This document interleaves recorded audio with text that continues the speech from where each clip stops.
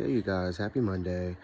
I was watching Orlando Brown on that on that show, I guess with the interviewer. I don't know the guy's name because I just started the video, but he said something very early on in the video, and I went to go look it up. And he was talking about when the bounty hunters came and got him, and he was talking about how the bounty hunter called him a nigger. And the guy was like, when the fuck did this happen? Because I never heard about it either. Now, we know a lot of shit has happened with Orlando Brown, so it's kind of hard to keep up.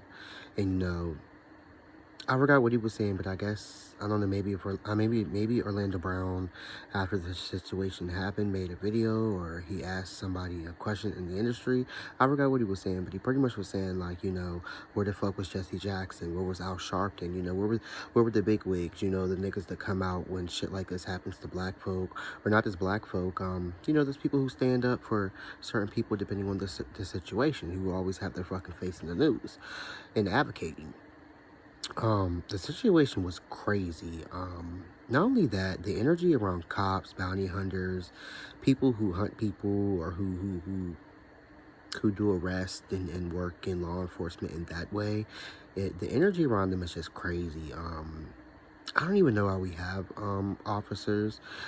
It's just too dangerous to have cops at all, because you see how easily they go into that energy of power, and how they easily lose their self and be really looking like they want to kill you. And not just black folk, like a lot of times it's any color, any person. But I feel like it's too hard to find people who are not going to let their egos get in the way, and who are not going to just like lose their mind, like I said, and end up hurting you or abusing you or calling you something. And then you're trapped. You're in these fucking handcuffs. You can't defend yourself.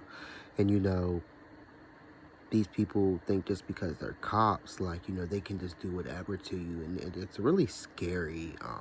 And I felt so bad for him in this video. I think initially when this stuff came out about Orlando Brown over the years, a lot of us were like, he did this to himself, he's strung out, you need to sit your ass down somewhere. I think God has finally revealed and removed the veil from a lot of us, and we are starting to feel bad for this man.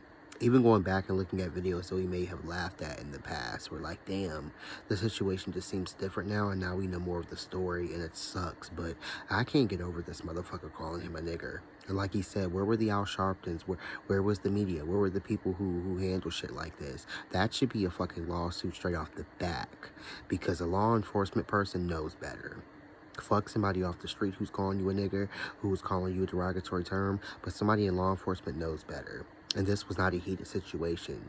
Orlando Brown really wasn't resisting arrest, and really was not being hostile or erratic, and it was just uncalled for. And I just could not imagine. And this is why when cops be pulling up on me, I already be on one. I'd be like, nah. I comes up my mouth with all sorts of stuff. Sometimes I'm shocked I'm still living. But damn, for a cop, or maybe not a cop, because I don't think bounty hunters aren't cops, and I don't think they have degrees or that title, or what is it? They don't have the same power as cops. But damn, just for somebody to call you a nigger. And I think this man was I don't even think they were white. I think one of the men in the group were like Puerto Rican or something. So nigga, y'all black. Put your thoughts in the comments.